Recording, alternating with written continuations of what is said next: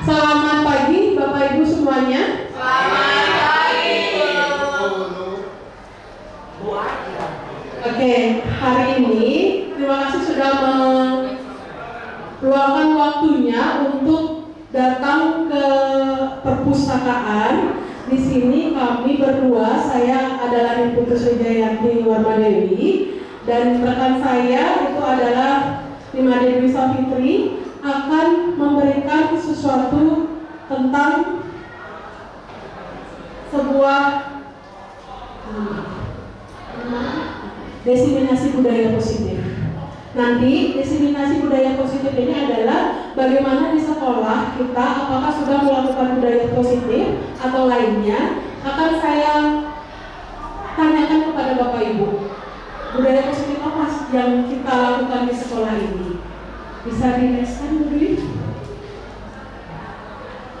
Goals kita Bapak Ibu semuanya adalah bagaimana implementasi atau penerapan budaya positif yang ada di SMA Negeri 1 Kuta Selatan. Apa saja yang bisa kita lakukan atau bagaimana kita menerapkan budaya positif di SMA Negeri 1 Kuta Selatan. Baik, terima kasih. Next Bu Dwi. Ya, budaya positif yang akan kami jelaskan nanti itu ada 5 Bapak Ibu. Yang pertama itu adalah disiplin positif dan nilai kebajikan. Yang kedua itu ada kebutuhan dasar manusia dan dunia berkualitas. Yang ketiga itu ada teori motivasi, hukuman, dan penghargaan restitusi. Yang keempat itu ada 5 posisi kontrol. Mungkin kemarin Bapak Ibu yang di PMM sudah tahu tentang 5 posisi kontrol guru yang mana yang baik dilakukan. Nah, yang kelima itu ada segitiga restitusi. Apa sih itu segitiga restitusi? Nanti akan dijelaskan oleh Bu Dwi Safitri nanti. Dan yang keenam itu ada keyakinan kelas. Nah, ini keyakinan kelas ini pasti Bapak Ibu sudah menerapkan nggak di kelasnya? Sudah apa belum? Sudah. Sudah apa belum? Sudah. Oke, terima kasih Bapak Ibu. Nanti lebih lanjutnya juga akan kita jelaskan tentang apa itu keyakinan kelas dan apakah ada perbedaan antara keyakinan dengan kesepakatan. Dineskan Ibu Dwi. Iya, disiplin positif yang pertama itu adalah nilai kebajikan. Boleh Bapak Ibu, karena sudah berpasangan, bermain cobalah buka. Silahkan satu orang rekan Bapak Ibu untuk menggenggam sesuatu yang berharga. Iya, apa misalnya? Ada pasti. Satu orang misal di kanan, ya. Tapi tidak boleh kelihatan. Menggenggam sesuatu yang berharga, tapi tidak boleh kelihatan. Ada Pak. Ya, mungkin yang di kanan deretan Pak Prat itu menggenggam, Bu Ayu nanti akan membujuk Pak Prat misalnya, membujuk, atau Pak Juwita nanti membujuk Bu Putra. Misalnya seperti ini, ayo dong buka rumah kita, apa itu? Ya, oke. Mungkin Bu Lasmi menggenggam, membujuk Bu Trisna untuk membuka. Boleh? Silakan dipraktekkan mungkin satu orang atau 2 orang yang mau ke depan untuk mengunjuk diri. Ya, siapa Pak Prat? Ayo Pak orang tua ya. Boleh Pak Prat sama Bu Ayu silakan ke depan. Kita mau main ke mana? Pak Jika nanti. Nyarinya satu-satu aja. Oh Pak, iya nanti ya. Nanti bakalan ada lagi kok. Quiz berikutnya, silakan. Siapa yang menggenggam? Pak Prat, oke. Bu Ayu yang membuka.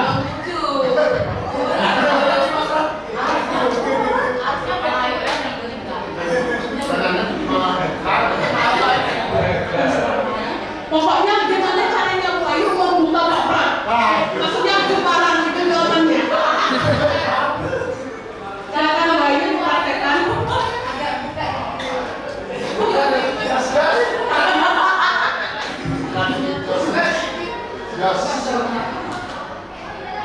Ayo merah buka ini. Ayo Bu Ayu. Di kanan itu ada apa ya Pak? Apa ya?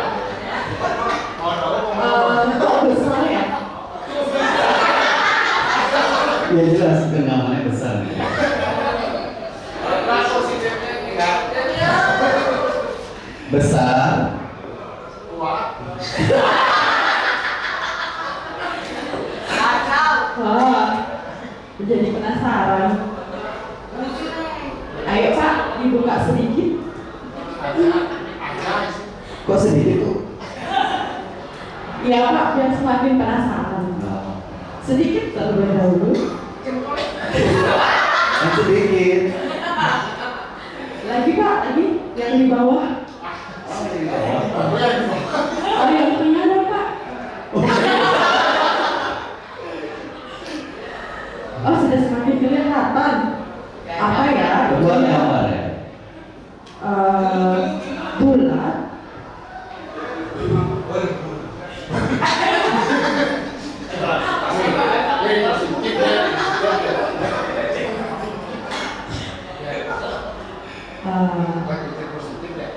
Itu apa ya?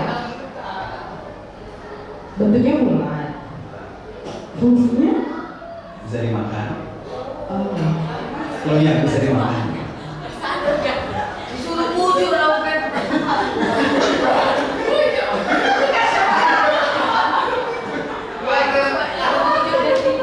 Lebih. Buka dong Pak, boleh. Boleh diizinkan untuk membuka? Buat dari boleh. Oke. Coba Pak buka pelan-pelan. Oh, ternyata jajan. Akhirnya lama. Baik, terima kasih Bu Ayu dan Pak Prat sudah mencontohkan buka sedikit, buka banyak, ternyata akhirnya jajan. Boleh salah satu contoh lagi satu? Tadi itu yang mau kebuka. Sekarang ada mau nggak contoh yang memaksa temannya untuk biar nggak kebuka? Kan tadi Bapak udah mau jangan buka. Jangan Yuk.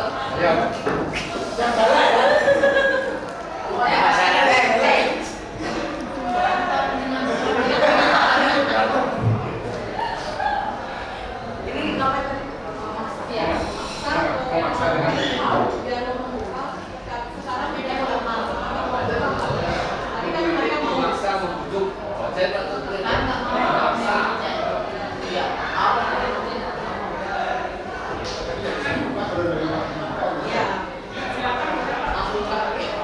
Ayo silakan. Halo Bu Nok. Halo Pak. Oh ternyata Bu Nok cantik ya. Enggak juga.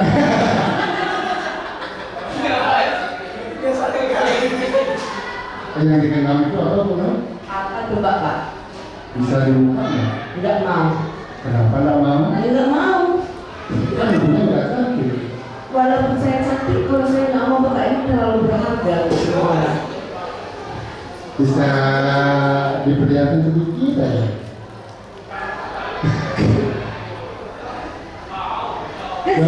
Saya ingin tahu di dalam itu siapa. Siapa? Nggak ada Pak, nggak mungkin manusia saya masuk ke dalam. Ayo Bapak. Ini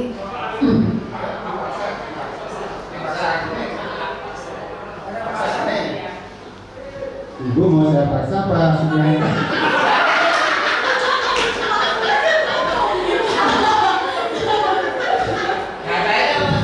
ya nggak mau, saya nggak mau Pak. Ya terima kasih. Ya terima kasih Pak Yudha dan Bu Novita. Mungkin bisa diminta tangan untuk mereka berempat ya.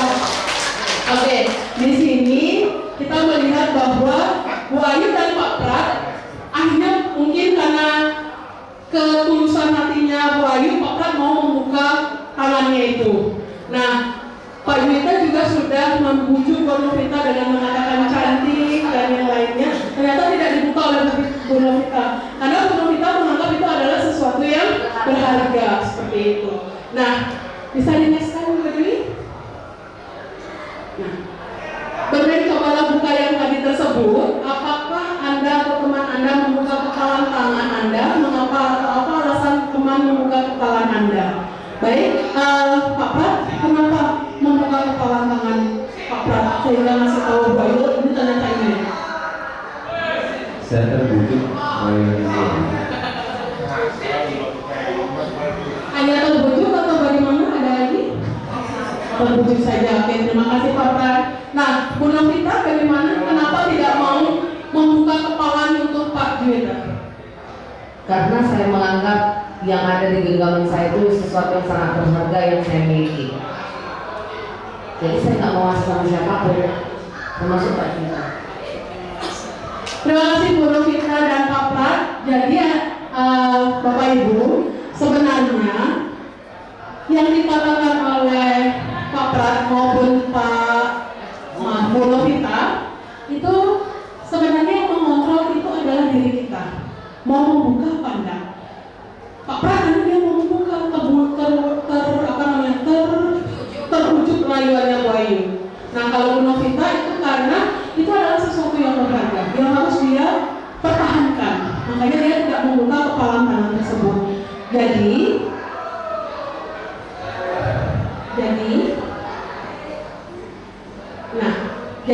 Bapak Ibu bahwa self disiplin dirilah yang akan nanti memberikan kita suatu kontrol diri. Sama seperti peserta didik, Bapak Ibu, murid-murid kita di kelas, pasti mereka melakukan sesuatu atau kegiatan hal itu karena ada kontrol di dalam dirinya, apapun yang mereka lakukan. Nah, jadi ketika kita berbicara masalah mengenai pendidikan Ki Hajar Dewantara, di mana kemerdekaan, disitulah harus ada disiplin yang kuat. Kita sendiri wajib sekeras-kerasnya, tetapi jika kita tidak mengontrol diri kita, nanti takutnya kita akan dikontrol oleh orang lain. Jadi tidak mereka membuat kita sendiri, seperti itu Bapak Ibu. Ya, oke, terima kasih Bu Dwi, dilanjutkan. Ya, selanjutnya Bapak Ibu sudah tahu kan gaungnya dari kurikulum Merdeka adalah profil pelajar Pancasila. Profil pelajar Pancasila itu terdiri dari beberapa nilai-nilai kebajikan. Ada 6, ada beriman dan bertakwa, ada mandiri, bernalar kritis, berkebinekaan global, dan gotong royong dan kreatif. Inilah yang kita inginkan kepada peserta didik kita, bahwa kita tidak hanya mentransfer ilmu pengetahuan, tetapi juga memberikan pendidikan karakter kepada peserta didik kita. Seperti itu. Jadi ibarat bahwa mungkin Bapak Ibu di sini ketika mengajar pasti tidak terlepas dari ke-6 nilai kebajikan ini. Misalnya adalah beriman dan bertakwa. Kita sudah dilihatkan atau sudah melaksanakan dengan cara pagi bersembahyang di lapangan. Seperti itu Bapak Ibu. Mandiri mungkin Bapak Ibu memberikan tugas, analitis mungkin Bapak Ibu memberikan kelompok kepada mereka. Berkebinekaan global seperti yang kita lakukan setiap hari Jumat adalah P5. Mungkin ada di dalam P5 itu ada berkebinekaan, ada gotong royong, kerjasama, dan kreatif. Dan ibarat bahwa saya dan Bu Novita itu ada P5 di berkelanjutan. Kita menyuruh anak-anak tersebut untuk kreatif memberikan semua ide-ide mereka. Mungkin dari Bu Novita ada yang membuat kartun, ada yang membuat dress, dan yang lain. Itu sudah menimbulkan rasa kreatif ke anak-anak. Itu. Jadi mereka memiliki kemerdekaan untuk apa sih sebenarnya yang harus saya buat, seperti itu. Baik, terima kasih. Dipersilakan Bu Dwi. Nah, selanjutnya Bapak Ibu, kebutuhan dasar manusia. Ini mungkin juga merupakan kebutuhan dasar kita selalu sebagai seorang manusia. Ada 5, Bapak Ibu, bertahan hidup, ada penguasaan, ada kasih sayang dan rasa diterima, ada kesenangan dan kebebasan. Dari 5 kebutuhan dasar ini, mungkin ada 1 atau 2 yang tidak terpenuhi, misalnya di sekolah, atau Bapak Ibu boleh saya minta pendapatnya satu orang kebutuhan dasar yang belum terpenuhi, atau apakah ke-5 kebutuhan dasar itu sudah terpenuhi? Ada yang mau memberikan sedikit dari Bu Lasmi, bisa? Ada 5 kebutuhan dasar: penguasaan, kesenangan, kasih sayang dan rasa terima, kebebasan, dan bertahan hidup. Apakah kelimanya sudah terpenuhi atau bagaimana?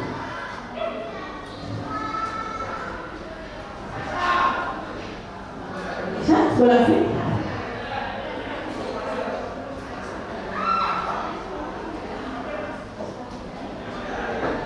Kalau menurut saya kebutuhan dasar manusia dan dunia berkualitas itu dari yang Ibu Sri paparkan itu sudah termasuk semua. Baik, terima kasih Bu Rasmi. Bapak Ibu, jika melihat di dalam kelas ini, ada nggak siswa Bapak Ibu atau Bapak Ibu selaku wali pernah mengalami satu dilema? Oh, kasih sayang merasa diterima, misalnya peserta didik atau siswa tersebut karena ingin merasakan kurang kasih sayang, jadi dia di sekolah itu berbuat sesuatu yang nyeleneh misalnya. Ada tidak? Boleh berbagi pengalaman? Bu Mira, boleh?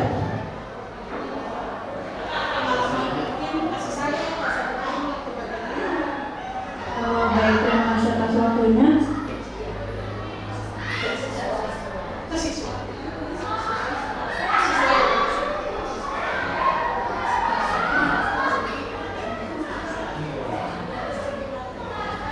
Jadi ketika Bu Mira misalnya jadi seorang wali, apakah pernah melihat siswa tersebut melakukan kesalahan misalnya? Apakah dia kasih sayang atau ingin diterima, atau misalnya dia dengan melakukan menjelekan teman saya dapat kesenangan nih misalnya? Baik, jadi selama saya menjadi wali kelas, jadi pengalaman saya ada satu siswa. Jadi dalam kebutuhan dasar manusia mungkin di sana yang saya lihat itu dia yang namanya kurang kasih sayang dan rasa diterima.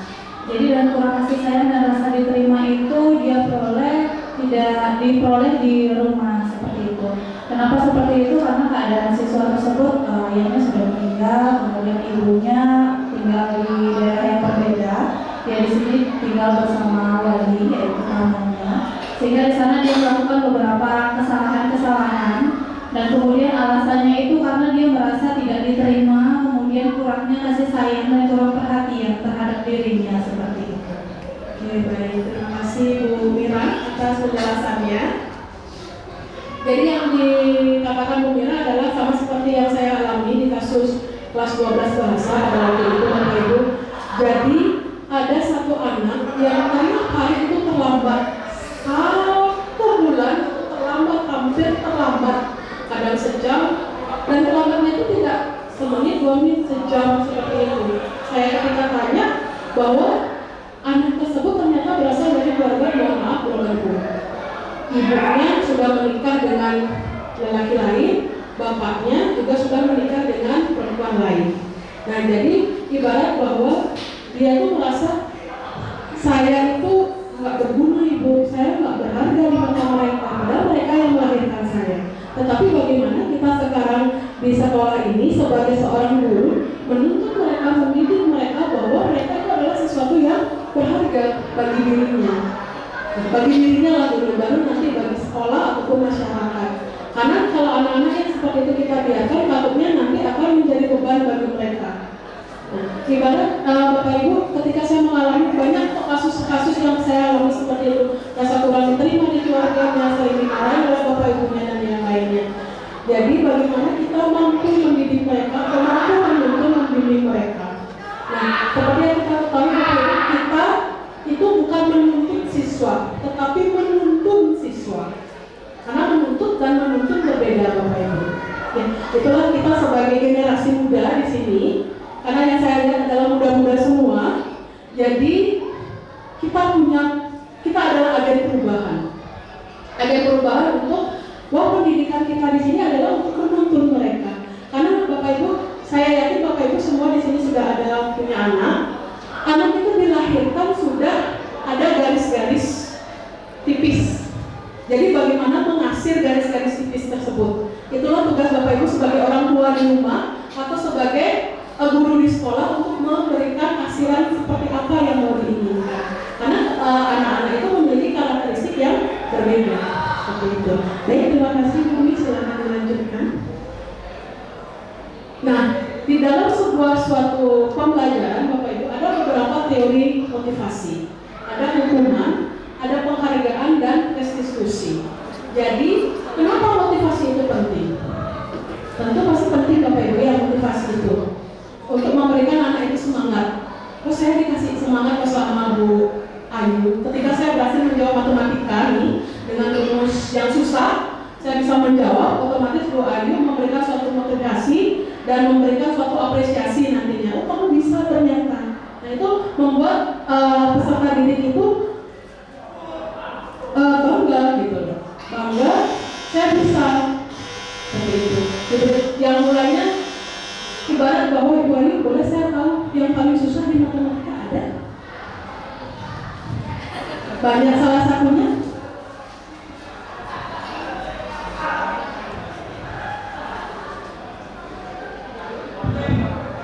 Yang paling banyak tidak suka itu murid-muridnya tidak suka trigonometri, oke.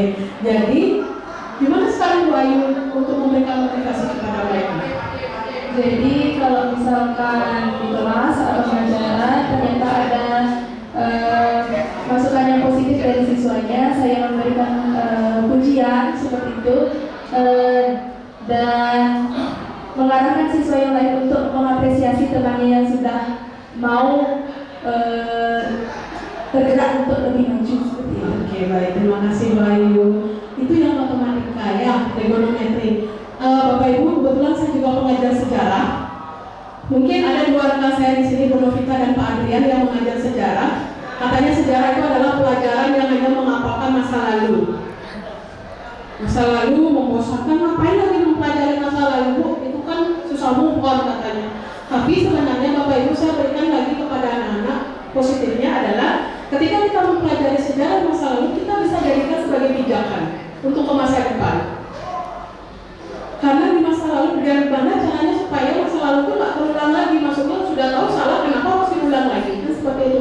Jadi pada sejarah itu adalah sesuatu yang harus kita jadikan sebagai pijakan. Jadi saya berikan itu kepada anak-anak bahwa bukan hanya masa lalu saja yang dipelajari di sejarah, tetapi bagaimana caranya menyambungkan ke masa depan. Sama juga dengan Bu Ayu memberikan motivasi dan juga apresiasi seperti itu. Ya.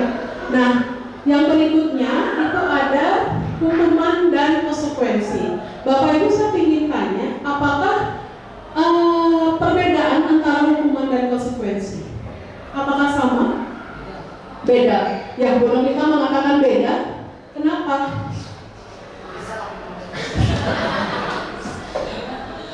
Kenapa beda? Apa ya? Kalau untuk dikatakan sepertinya agak susah secara bahasa Indonesia karena saya tidak berbahasa Indonesia, Bu. Tidak apa-apa, mungkin nanti akan disambungkan oleh Bu Ayu sebagai guru bahasa Indonesia. Nanti akan disambungkan oleh Bu Cindy sebagai guru bahasa Indonesia.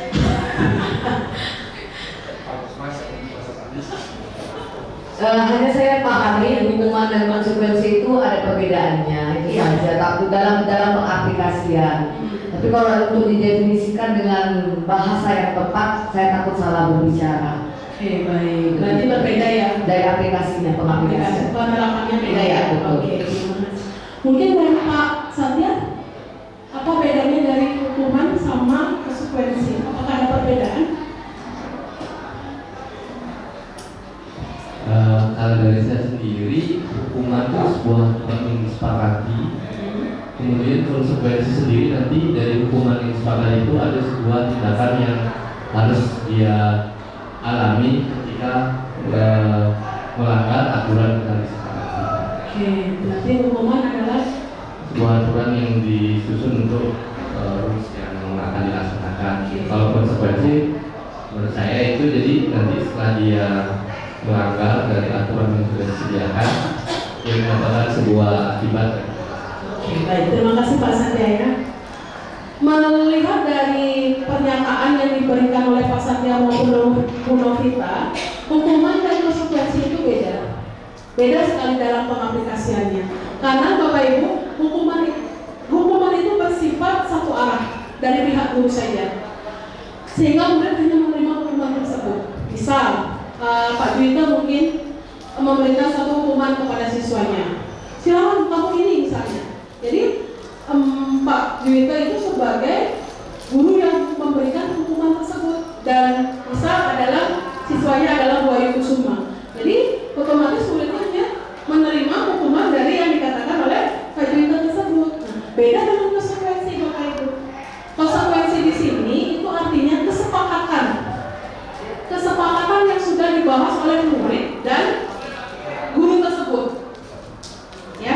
Misal, Bapak Ibu kan ada yang bertugas sebagai guru piket, saya pun juga bertugas sebagai guru piket. Misal ada murid kita terlambat. Ketika murid kita terlambat, pasti ada konsekuensinya. Apa konsekuensinya adalah sini. Ketika misalnya ada murid kita terlambat, konsekuensinya oke, satu ada penambahan poin di buku saku. Yang kedua, Adrian? Saya ikut berdoa sendiri di depan lobi. Yang kedua ada berdoa sendiri di depan lobi. Mungkin ada yang ketiga, Putrisna? Ada? Dapat teguran dan juga dicatat di buku di BK. Oke, terima kasih Bu Trisna. Jadi seperti yang dikatakan Miss Inde, Pak Adrian dan Bu Trisna, bahwa konsekuensinya jika tidak melakukan disiplin itu adalah satu, bersembahyang, berdoa sendiri. Yang kedua itu ada penambahan poin di buku saku, dan yang ketiga itu ada dicatat pelanggaran di buku BK. Seperti itu. Silakan dilanjutkan. Nah, yang terakhir, Bapak Ibu, itu ada restitusi. Nanti akan ada segitiga restitusi yang akan dijelaskan oleh teman saya, yaitu adalah Bu Nisa Fikri, mengenai tentang bagaimana kita menghadapi seorang murid. Entah itu dalam pembelajaran atau entah itu murid itu sedang mengalami suatu masalah. Nah, karena restitusi di sini adalah proses menciptakan kondisi murid untuk memperbaiki kesalahan mereka, sehingga mereka bisa kembali pada kelompok mereka dengan karakter yang lebih kuat, dan juga bagaimana mereka mendapat solusi dari masalah yang mereka hadapi. Jadi kita kolaborasi di sini Bapak Ibu. Kita tidak bisa meninggalkan murid kita begitu saja dengan masalah itu. Misal itu masalah terjadi di sekolah misalnya. Kita harus membantu anak tersebut untuk mencapai solusi seperti apa. Ya, dilanjutkan lagi Bu. Nah, ada 5 posisi kontrol guru. 5 posisi kontrol ini akan dijelaskan oleh Bu Nisa Fikri, yang dimana 5 posisi kontrol bisa lihat pada slide Bapak Ibu guru. Ada pemukul, pembuat rasa bersalah, teman, pemantau, dan manajer. Di manakah posisi Bapak Ibu guru pada saat mengalami itu? Jadi dipersilakan untuk Bu Nisa Fikri memberikan kesempatan 2 kata. Terima kasih. Baik Bapak Ibu, terima kasih. Boleh kasih aplaus dulu buat Bu Sandra yang sudah mengatakan sangat lugas. Bu tuh sudah agak lega ya sekarang? Iya, sekarang saya yang berpegang di sini. Baik, Bapak Ibu, jadi kita sharing aja, diskusi. Saya juga masih belajar. Dan ini modulnya juga baru saya dapat pelajari. Jadi nanti kalau ada masukan atau tanggapan sangat dipersilahkan ya, kita share sama-sama. Baik, kita akan lanjut ke 5 posisi kontrol. Ada 5 posisi kontrol dulu: pemukul, pembuat rasa bersalah, teman, pemantau, dan manajer. Bapak Ibu, kira-kira ketika kemarin mungkin sudah menghadapi murid, kira-kira posisi apa yang Bapak Ibu sering gunakan saat bertemu dengan murid? Mungkin bisa ada yang mau memberikan pendapat. Silakan Bapak Ibu, boleh. Pak Prat mau coba? Silakan, ada? Belum? Jadi kalau saya Bapak Ibu ya, waktu pas baru tamat kuliah, itu saya memposisikan diri saya sebagai teman. Jadi karena jarak umur saya saat itu dengan siswa saya masih cukup dekat, jadi saya tidak bisa terlalu yang ekstrim gitu. Jadi lebih banyak menggunakan posisi teman. Nah, akhir-akhir ini saya mulai masuk ke posisi pemantau. Jadi ketika ada murid yang melanggar aturan, saya mencatatnya, kemudian saya menyatakan bahwa dia telah melanggar aturan sesuai dengan kata tertib. Kira-kira Bapak Ibu seperti apa? Mungkin ada yang mau sharing? Pak Ardian boleh? Terima kasih. Jadi menurut saya itu tergantung kasusnya ya. Misalnya nih, kalau ada siswa yang melakukan pelanggaran, mungkin tetap posisinya itu sebagai penghukum. Nah, kan karena aturan sudah dibuat, pastinya juga ada akibatnya jika aturan tersebut dilanggar. Itu kasusnya. Kalau ada kasus yang misalnya nih ada tugas kelompok, ternyata di dalam kelompok itu terpecah karena perbedaan pendapat, kemudian mereka mengadu ke gurunya, Pak, Bu, ini saya nggak bisa nih kelompokan sama dia karena dia orangnya keras, misalnya ini dan kayak gitu kan. Kita memposisikan diri sebagai teman, seperti itu. Jadi kita kasih motivasi dan kita kasih pengalaman, dulu saya waktu sekolah itu tidak pernah kayak gini, ya, solusinya begini, nah, seperti itu. Terima kasih Pak Ardian. Boleh mungkin satu lagi dari ibu-ibu sekarang. Siapa yang mau? Oh iya, Bu Sinde ya, sebagai sesama pembina OSIS mungkin bisa sharing sedikit. Cek ya. Dari tadi saya cari di sana nggak ada pengancam ya. Saya setuju dengan Pak Ardian, itu tergantung kondisi ya. Tapi saya selama jadi guru saya belum pernah menjadi penghukum. Di kondisi yang dibutuhkan saya bisa menjadi teman. Namun di kondisi lain mungkin harus memantau dulu ini anak bagaimana. Kemudian saya biasanya akan memberikan binaan untuk anak-anak yang melanggar aturan, sehingga untuk menimbulkan rasa bersalah. Jadi saya lebih membina. Kamu ngelakuin ini berarti kamu melanggar aturan dan lain-lain. Saya lebih ke membuat rasa bersalah. Habis itu baru memantau kembali apakah ada perubahan atau tidak. Sejauh ini saya seingat saya tidak pernah menghukum. Mungkin Bu Dwi juga sering ketemu saya di OSIS ya. Saya lebih membina. Terima kasih Bu Sinde. Baik, boleh di next Bu. Jadi ada 5 posisi kontrol guru tadi, kita coba pelajari sama-sama yang satu. Dari yang pertama penghukum. Nah, penghukum ini adalah ketika kita sebagai guru memberikan hukuman, baik bisa hukuman fisik maupun verbal. Nah, biasanya kalau Bapak Ibu sedang mengambil posisi kontrol sebagai penghukum, itu nada bicaranya keras, terus gaya bahasanya juga sampai menunjuk-nunjuk. Nah, saya harap mungkin dan saya yakin Bapak Ibu di sini tidak ada yang memiliki karakter seperti itu dan mengambil posisi kontrol seperti itu. Mungkin tadi Pak Ardian bukan penghukum ya dirinya ya. Nanti kita coba cek lagi. Lanjut Ibu. Nah, selanjutnya adalah membuat rasa bersalah. Pembuat rasa bersalah itu ketika misalkan ada kalimat gimana nak, kamu nggak kasihan ya sama ibu?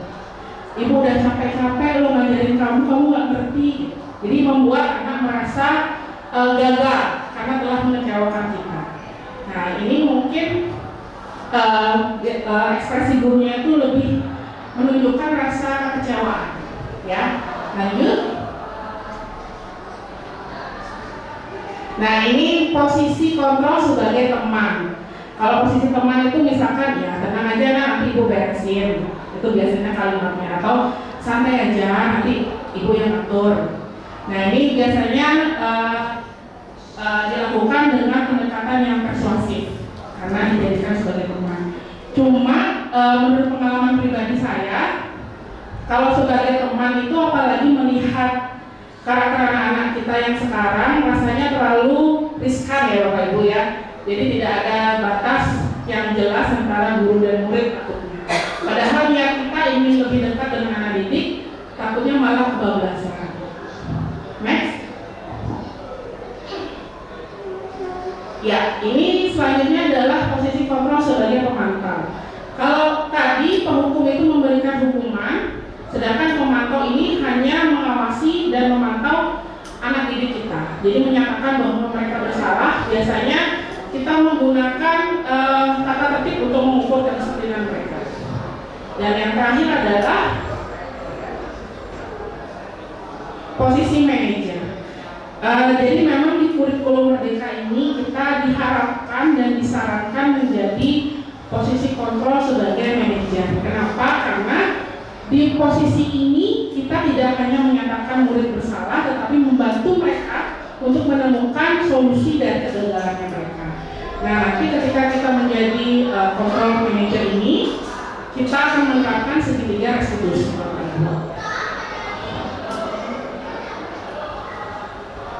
Nah, ini yang disebut segitiga restitusi, Bapak Ibu, ada 3 langkah di sini. Yang pertama mungkin terlalu kecil ya. Yang pertama itu menstabilkan identitas.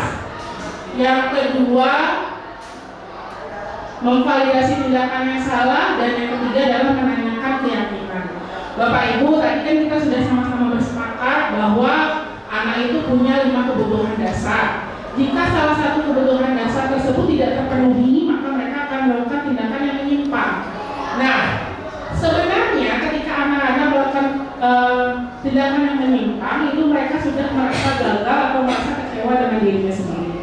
Jadi tugas kita yang pertama adalah menstabilkan identitasnya mereka dulu agar mereka siap untuk memperbaiki ke depan. Nah, menstabilkan identitas itu bisa disebutkan dengan kalimat, ya nggak apa-apa nak, kesalahan itu manusiawi, lupa itu nggak apa-apa. Jadi membuat mereka sadar diri mereka itu sebenarnya bisa lebih baik lagi.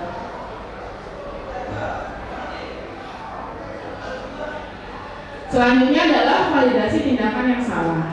Nah, di proses ini kita sebagai guru setelah sudah stabil identitas anak-anaknya, kita tanyakan apa alasan mereka melakukan tindakan tersebut. Dan yang terakhir adalah menanyakan keyakinan. Yang ini yang mungkin tidak ada di posisi kontrol sebagai pemantau. Kalau tadi kan kita pemantau hanya sampai menyatakan mereka bersalah, tetapi ketika kita sudah masuk ke manajer, ini sudah masuk ke segitiga restitusi yang terakhir, menanyakan keyakinan. Jadi apa yang kita bisa bantu, apa yang kita bisa sarankan ke anak didik kita untuk menyelesaikan permasalahannya dan berubah menjadi lebih baik. Ya, jadi itu segitiga restitusi Bapak Ibu. Nah, mungkin sekedar saran. Jadi kalau misalkan kita ketemu sama anak-anak yang seperti itu, harapannya adalah kita tidak hanya stop di segitiga restitusi, tetapi mendampingi mereka terus sampai berhasil.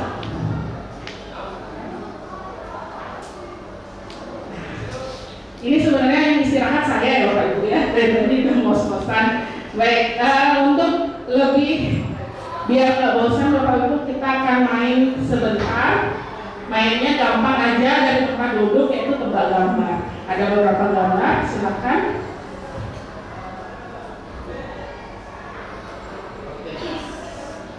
Kira-kira apa Bapak Ibu gambar ini? Gimana Bu Mira? Ada mic-nya langsung? Jadi gambarnya adalah pete dan sepasang handal. Jadi jika sesuai instruksi jadinya petenis handal. Petenis handal. Coba kita cek apakah betul? Petenis handal. Boleh kasih keluar ya. Berarti masih fokus Umira. Next. Ayo, yang ini Bapak Ibu.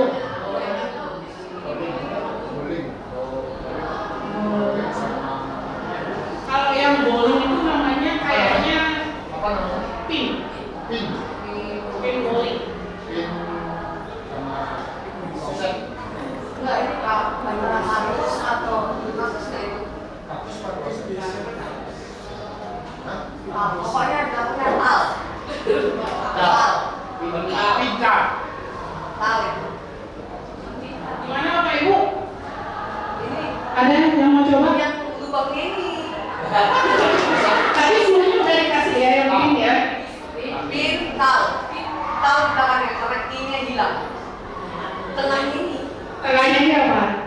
Kita coba lihat bareng-bareng Ibu. Apa sih? Ceng. Oh, pinjam. Oh, jamban. Jamban Bapak Ibu ya. Nggak diapa pinjam. Lu.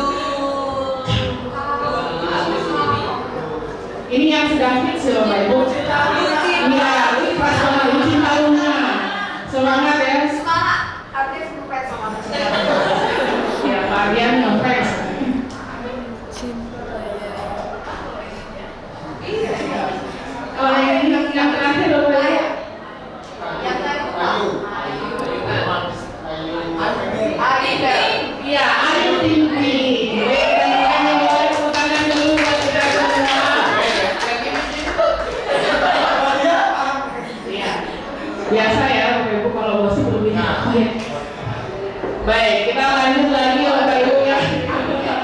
Coba gambarnya sedikit aja, nanti hadiahnya ada snack di sana, boleh diambil. Jadi, Baik, Bapak Ibu, kita akan beranjak ke sebuah terakhir, yaitu tentang keyakinan kelas.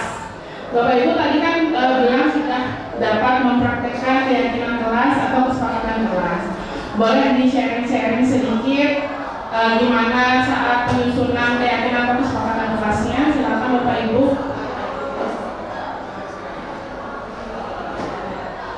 Bu Ayu kayaknya semangat dari tadi, silakan Bu Ayu.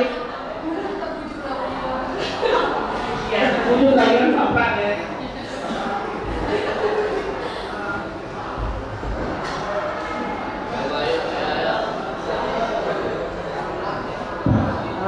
Benar atau tidak ya? Kita sama-sama belajar. Iya. Ada pertanyaan soal Pak Satya ya, nanti kita bahas bareng-bareng. Kalau keyakinan menurut saya tadi diskusi sama Pak Pram, keyakinan itu adalah kesepakatan antara siswa dengan guru, tapi berbudaya membangun budaya positif di kelasnya. Sedangkan kalau kesepakatan kelas itu kesepakatan yang dilakukan oleh guru, siswa untuk pembelajaran seperti itu. Terima kasih. Baik, terima kasih Bu Ayu. Boleh sharing mungkin sudah menyusun kesepakatan kelas? Untuk kesepakatan kelas sudah, tapi untuk keyakinan kayaknya belum. Terima kasih. Ya, terima kasih. Ada satu lagi mungkin dari Bapak-bapak. Bu Ayu lagi. Dua Bu Ayu. Ya, utang-utang ini tim-tim tadi ya.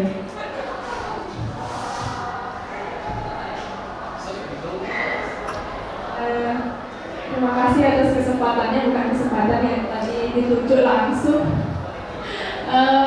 Untuk keyakinan kelas dan kesepakatan kelas, sebenarnya saya masih bingung antara kedua itu apa yang membedakan. Tetapi untuk kesepakatan kelas, saya rasa sudah menyepakati di kelas anak wali saya ya. Jadi kesepakatan kelasnya dibuat berdasarkan kesepakatan bersama, baik itu dari wali kelas maupun anak walinya, seperti itu. Jadi menyepakati suatu peraturan yang akan diterapkan selama berada di kelas, seperti itu. Nah, untuk keyakinan kelas ini saya rasa karena saya belum paham, jadi sepertinya saya belum menerapkannya di kelas, seperti itu. Baik, terima kasih Bu Ayu. Boleh next Tusri. Oke. Jadi kesepakatan kelas dan keyakinan kelas itu ternyata berbeda Bapak Ibu. Saya juga baru tahu.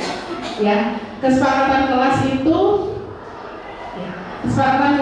terdiri dari peraturan-peraturan yang kita sepakati bersama antara murid dan guru. Sedangkan keyakinan kelas itu berisi nilai-nilai kebajikan yang kita yakini bersama dengan siswa. Nah, jadi kalau kesepakatan kelas itu lebih cenderung ke kalimat-kalimat positif dan peraturan-peraturan, sedangkan keyakinan mungkin lebih masuk ke nilai-nilai kebajikan. Contohnya, oke, next.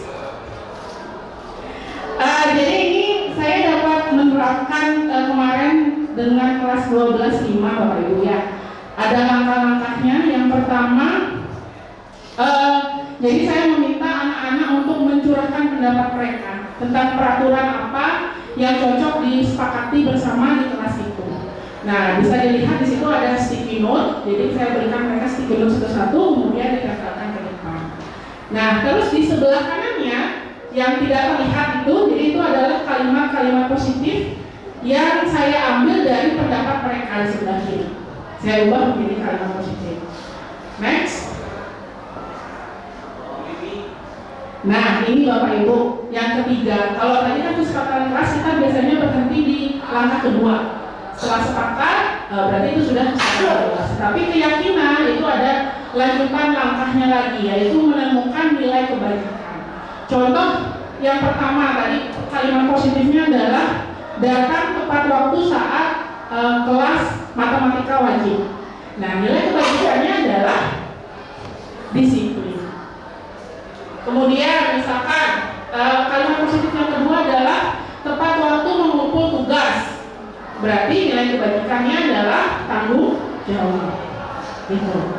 Jadi itu langkah ketiga. Terus langkah keempatnya adalah meninjau ulang. Bapak Ibu bisa meninjaunya bersama dengan anggota siswa, itu boleh dengan menggunakan tabel T atau tabel Y. Tapi intinya adalah di sini anak-anak tidak hanya tahu nilai kebajikannya, tetapi meyakini dan tahu apa yang dimaksud dengan nilai kebajikan yang mereka sepakati.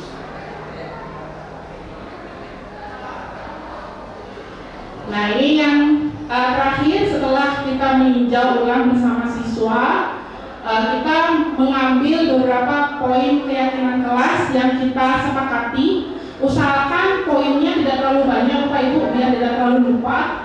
Jadi bisa diambil antara 3 sampai 7 prinsip saja. Kemudian semua warga kelas itu harus ikut tanda tangan di sana. Bukan hanya ketua kelas dan wali kelas, tetapi semua anggota kelas. Yang ketiga adalah keyakinan sekolah ini atau keyakinan kelas ini harus ditempel agar bisa dilihat oleh seluruh warga kelas sebagai pengingat. Terakhir, Bu. Nah, ini adalah umpan balik dari siswa yang kemarin kita dapat menyusun keyakinan atau kesepakatan kelas bersama. Jadi mereka memberikan testimoni. Testimoninya secara umum mereka menyatakan bahwa mereka senang diajak terlibat dalam membuat atau menyusun kesepakatan kelas tersebut. Karena mereka diajak terlibat, jadi mereka tidak hanya merasa terpaksa untuk ikut, melainkan ada motivasi implisit di dalam diri mereka yang menuntun mereka untuk lakukan tindakan sesuai dengan keyakinan kelas. Jadi tidak ada paksaan di sana karena semua disepakati bersama. Nah, sekarang kita sama-sama praktek tentang membuat keyakinan kelas. Prakteknya akan dipandu oleh Ibu Putri. Waktu dan tempat saya persilahkan. Baik, terima kasih Bu Dwi Safitri. Bapak Ibu, mari kita praktek untuk membuat keyakinan kelas. Mungkin saya akan berikan sticky note kepada Bapak Ibu tentang gimana sih caranya praktek membuat keyakinan kelas.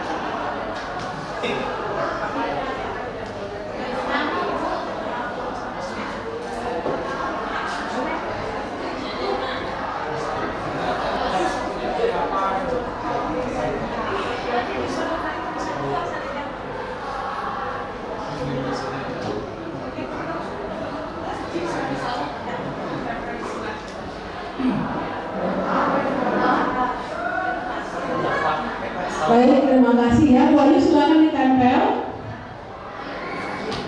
pendapat dan kalimat positif. Silakan. Oh, pendapat saja, mohon maaf. Nanti baru kita akan menyimpulkan kalimat positifnya dari pendapat-pendapat yang Ibu sudah tulis.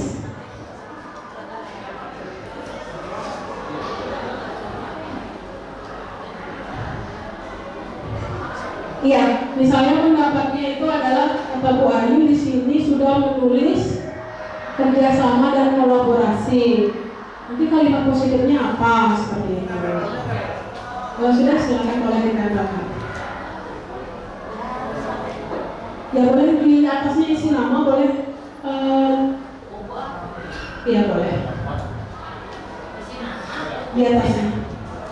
Ya nanti saya mau tutup, misalnya di sini saya buat apa? Kenapa bisa membuat pendapat seperti itu?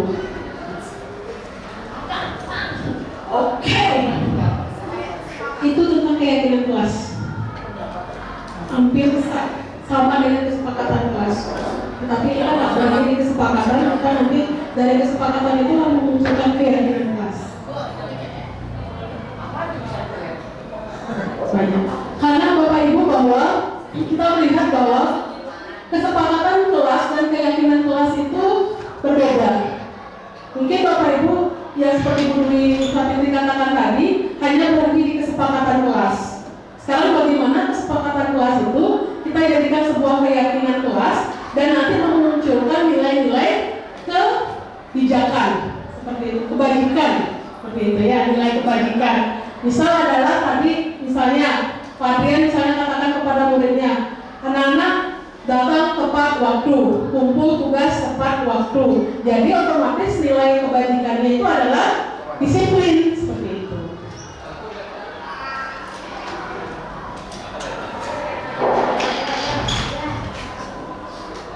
Ayo Bu Nofita, dipersilahkan. Kayaknya Bu Nofita lagi demam, flu ini.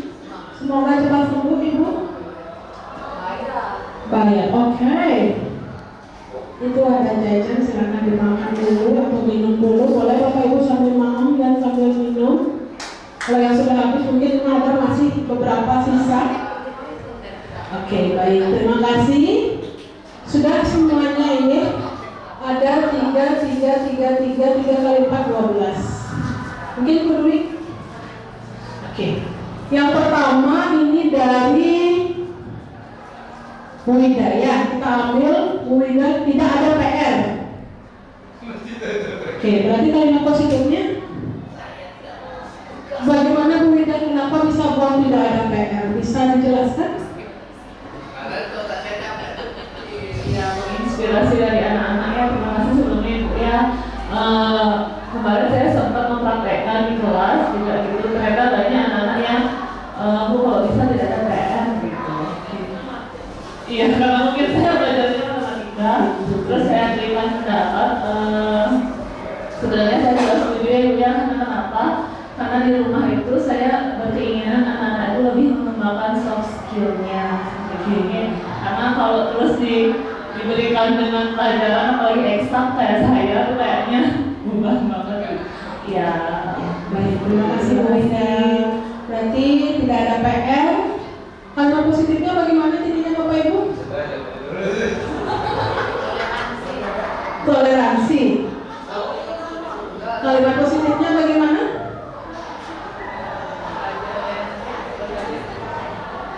Belajar tepat waktu, boleh silakan. Sesuai dengan jam pelajaran. Bisa. Maksa. Nah, orang bilang kalimat positifnya adalah belajar tepat, belajar tuntas, belajar tuntas, belajar tuntas. Kita ambil sudah ya. Kita ke Mira. Datang tepat waktu dan mengikuti aturan dengan baik. Karena pemilihannya adalah pembina OSIS juga ya. Berarti kalimat positifnya adalah datang tepat waktu. Ya, karena kalimat positif dan nilai kebajikan berbeda ya. Oke, baik. Bu Dwi gimana?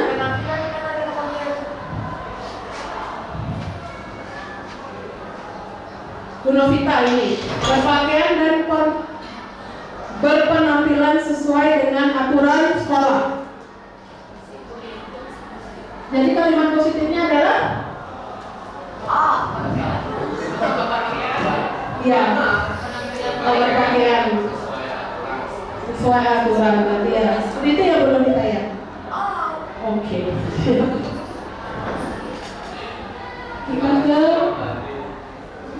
Pak Adrian. Saat pelajaran harus membawa buku paket. Oke, berarti iya. Bawa buku paket. Iya, mungkin ada beberapa anak-anak Bapak Ibu yang nggak bawa buku paket gitu. Dia mengandalkan buku catatan kadang juga nggak bawa seperti itu.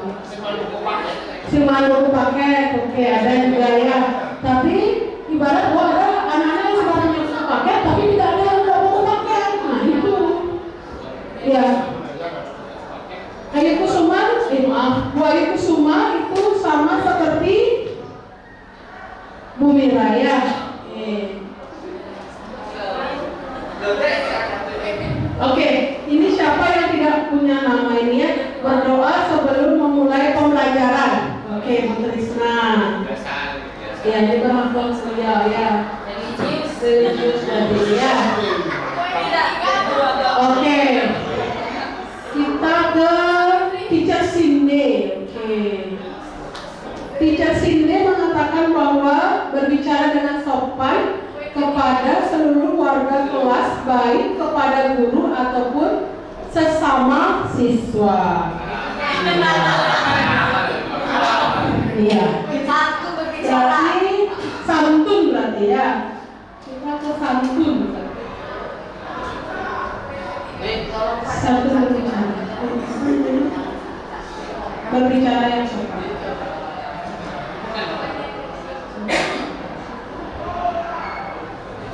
Oke, yang ketiga, saling membantu teman yang kesulitan. Ini dari Bu Ayu Kusuma. Kecuali saat ulangan. Oke, siap. Terima kasih yang sudah memberikan pendapat Bapak Ibu.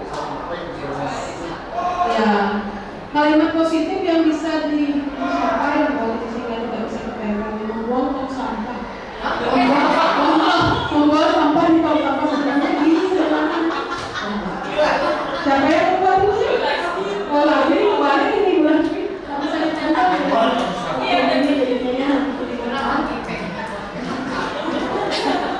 Oke, baik, terima kasih ya. Jadi Bapak Ibu sudah memberikan beberapa pendapat mengenai tentang bagaimana membuat kalimat positif. Seperti yang Bapak Ibu lihat di depan yang ditulis oleh Bu Risa Fitri. Misal, belajar tuntas. Jadi nilai kebajikannya apa Bapak Ibu? Tanggung jawab. Tanggung jawab dirinya juga selesai. Ya berarti harus disiplin ya. Boleh. Datang tepat waktu. Sama ya, itu disiplin dan tanggung jawab. Berpakaian sesuai aturan. Disiplin, oke. Bawa buku paket. Oke. Berdoa sebelum mulai pembelajaran. Oke, beriman.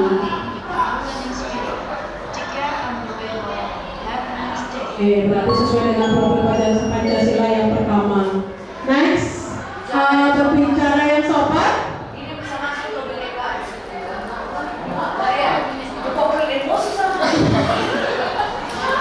Kemana masuk Bapak Ibu? Berbicara yang sopan.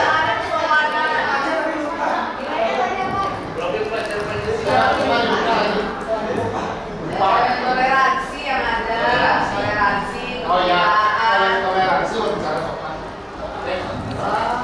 Ini dasar lupa ini. Yang mampu yang berkaji besar.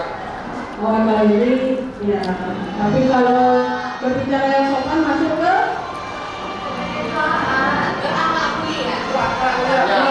ya, oke.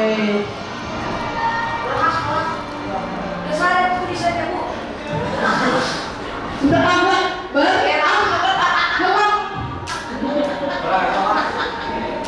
nah, ibarat ini dalam siswa yang Ikut. iya, ya.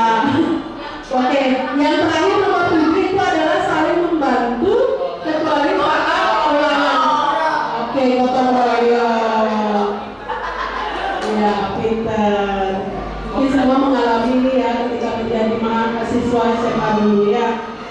Oke, baik, terima kasih Bapak Ibu. Jadi setelah Bapak Ibu mencurahkan pendapat Ibu tentang kesepakatan, akan memunculkan kalimat positif. Setelah memunculkan kalimat positif, akhirnya memunculkan nilai kebajikan.